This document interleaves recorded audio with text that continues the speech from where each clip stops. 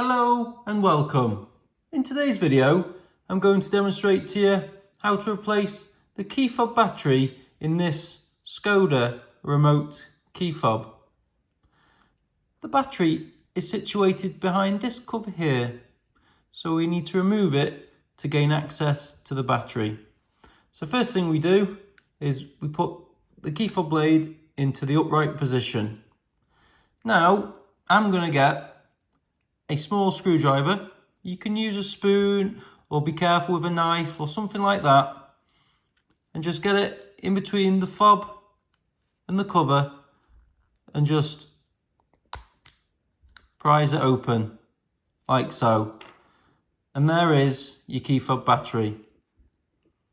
You get your screwdriver and we just get underneath the battery and we just prise it from its housing. We get our new key fob battery, like this one, which is a CR2025, and we just simply pop it back into the housing, making sure that the writing on the key fob battery is facing upwards and we know it's in its correct location.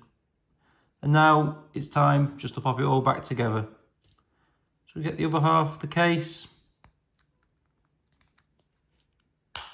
and we just click it back in place. And there you go. It's all done.